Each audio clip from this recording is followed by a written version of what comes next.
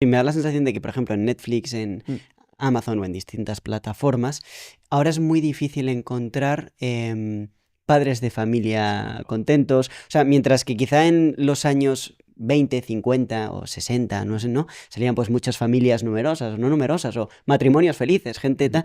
Ahora me da la sensación de que normalmente, o sea, no se suelen ver este tipo de cosas. Es más, cada vez más robots, no sé cómo, Sí, bueno. sí. Mira, vamos a ponerlo de esta forma. Ujú. En Netflix y en las series aparece algo llamado vape, estos cositos para fumar eléctricos, y al día siguiente ves a todo el mundo fumando eso.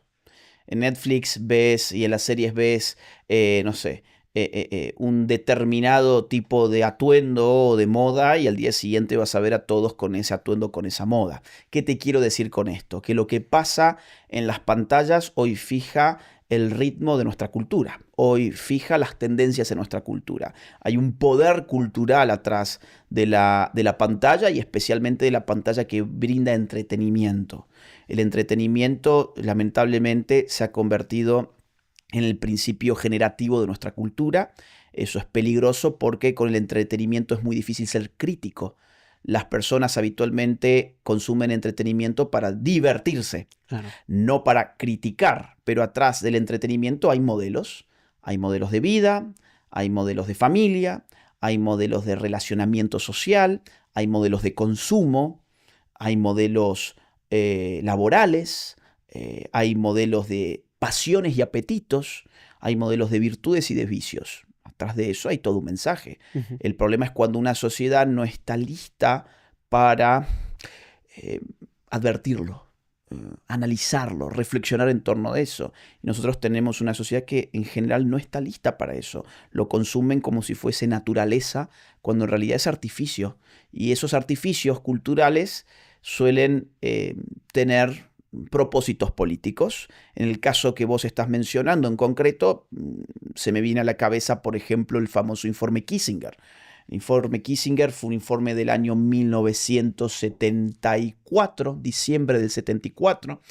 Fue un memorándum secreto, el Memo 200, técnicamente se conoce como Memo 200, que fue redactado por el secretario de Estado Henry Kissinger para Nixon, quien entonces presidía los Estados Unidos. Ya en los años 70 se empezaba a advertir con fuerza el problema de la sobrepoblación en el mundo y Kissinger le dice en ese informe secreto a Nixon que Estados Unidos tiene que ponerse al frente de la guerra contra la natalidad por un montón de cuestiones que tienen que ver con medio ambiente, recursos naturales, inestabilidades políticas y temas migratorios. Esos 4 puntos son determinantes en ese informe.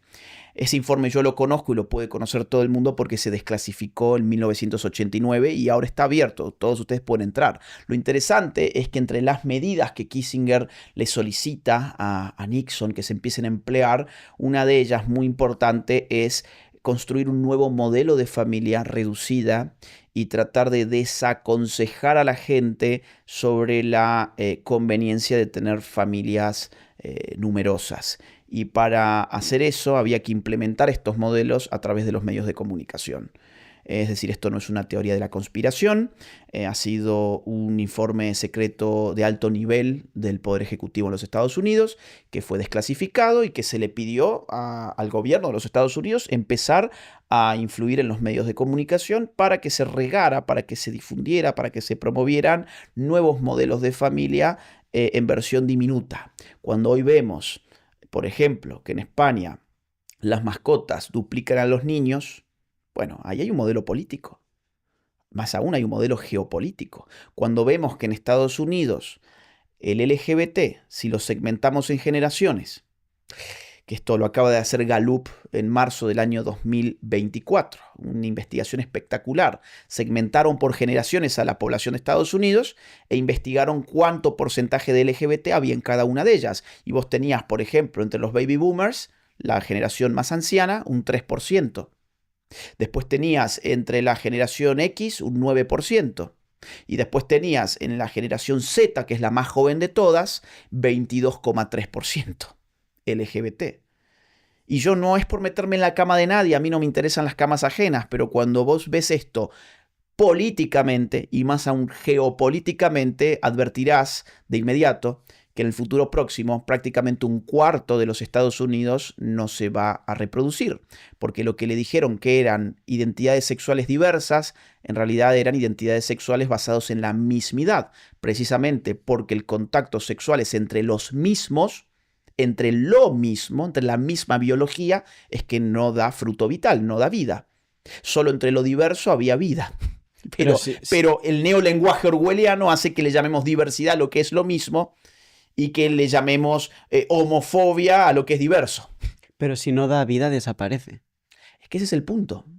Ese es el punto. Y voy a decir algo muy duro, pero es que si hay una familia, un modelo de familia que por definición no puede dar vida, pues entonces no es una familia real.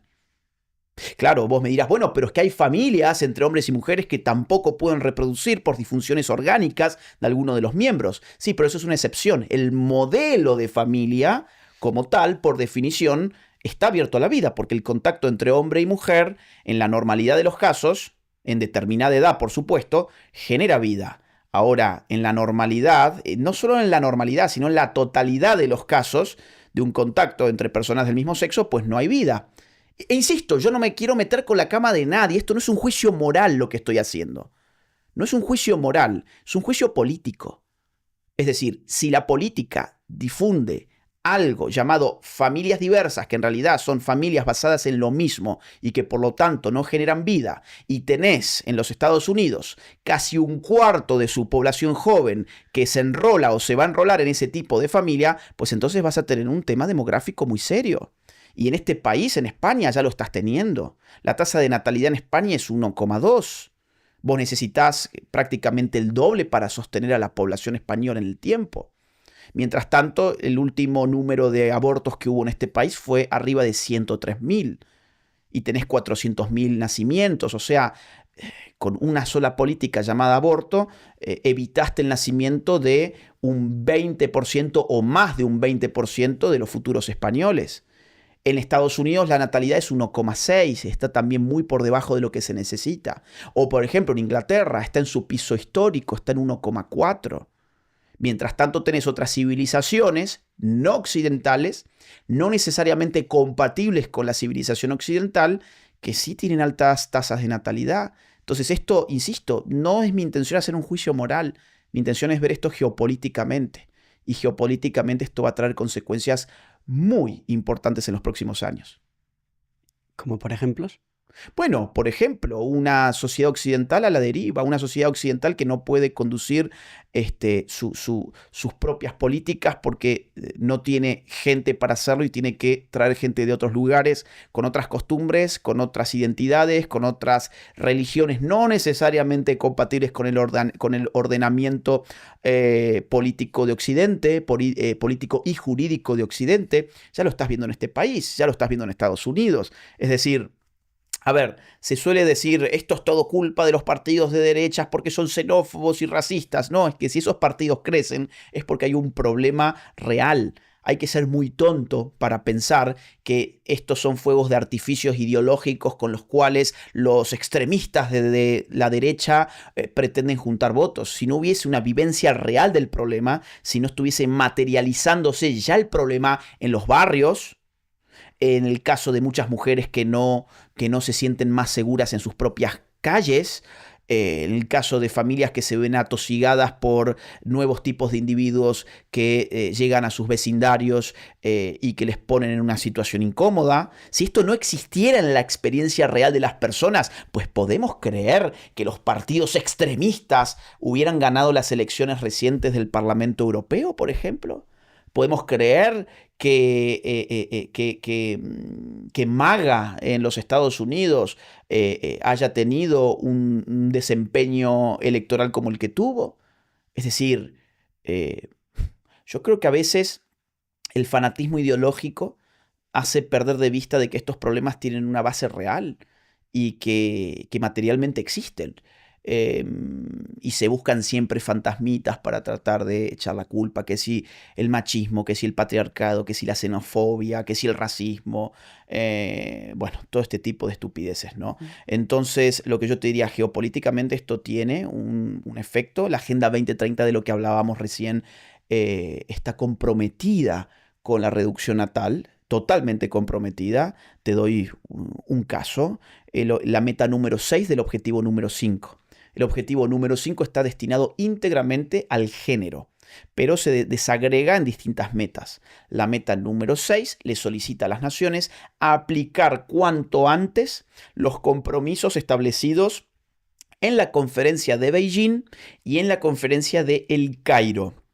¿Qué es la conferencia del Cairo y qué es la conferencia de Beijing? Dicho muy rápidamente, la del Cairo fue en 1994, fue una conferencia sobre población. El gran problema era cómo limitar el crecimiento poblacional, y una de las cosas que apuntaron allí o que establecieron allí era que las naciones debían legalizar cuanto antes el aborto, llamado allí interrupción del embarazo, por supuesto. Este neolenguaje siempre está presente. ¿Y qué fue la conferencia de Beijing? Bueno, fue la 4ª Conferencia Internacional de la Mujer, celebrada también en Naciones Unidas, donde apareció la idea de el enfoque o la perspectiva de género, y Naciones Unidas estableció que todas las naciones debían transversalizar el enfoque o la perspectiva de género. ¿Qué significaba transversalizar? Meterlo en absolutamente todos los espacios, tanto públicos como privados. A saber, ministerios de salud, ministerios de educación, ministerios de defensa, ministerios de seguridad, en la administración pública, en el aparato judicial, en las escuelas, en la burocracia, en la policía, en la empresa privada, en los medios de comunicación. Ahí está, esto es abierto. La gente se suele asustar cuando uno da estos datos porque piensa estos son teorías de la conspiración, porque nos han formateado, nos han chipeado para que cada vez que alguien dice algo que remite a un control de dimensiones significativas por parte de una élite, nosotros estamos formateados para negarlo. Es decir, esto es conspirativo. No, no es conspirativo, es público, está abierto, está publicado en Naciones Unidas, es de acceso abierto, cualquiera puede entrar y leer. Es más, lean la Conferencia Internacional de la Mujer de 1995 en Beijing, o lean la Conferencia Internacional de Población y Desarrollo de 1994 en El Cairo. Y es muy interesante porque las naciones, en el 95, no entendían qué significaba género. Decían, pero claro, es que era una palabra nueva, Luis. Nosotros ahora dicen género y ya pensamos en sexo, o pensamos en algo relativo a la dimensión sexual de la existencia humana. En ese año, 1995, la palabra género para el común de la gente significaba algo relacionado con los asuntos gramaticales, lingüísticos. Géneros tenían las palabras, y de hecho lo hacíamos en el colegio y decíamos esta palabra es femenina o esta, y así, ¿no? Femenino, masculino, etcétera.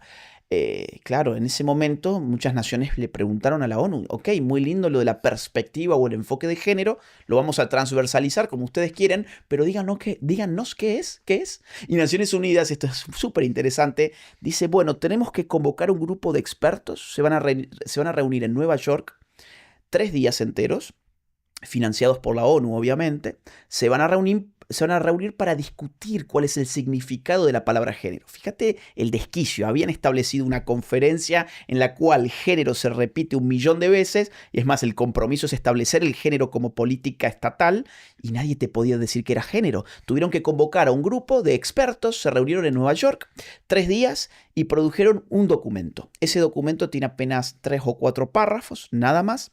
Y el corazón del documento, claro, tiene primero la introducción, después el corazón y después un cierre. El corazón del documento dice lo siguiente: hay que entender por género lo que habitualmente se entiende por género. O sea, no definieron nada. Se juntaron 3 días, se dieron la vida loca en Nueva York. La pasaron bomba para escribir que por género había que entender lo que habitualmente se venía entendiendo por género. Es una broma de mal gusto, ¿te das cuenta? Eso es lo que pasa en Naciones Unidas. El problema es que si uno no se pone a estudiar estas cosas, pues va a seguir comiendo el cuento del colegio, la universidad, los medios de comunicación, que todos te van a decir que Naciones Unidas es algo fenomenal. Si te ha gustado este corto, tienes la entrevista completa en pantalla y en nuestro canal. Muchísimas gracias.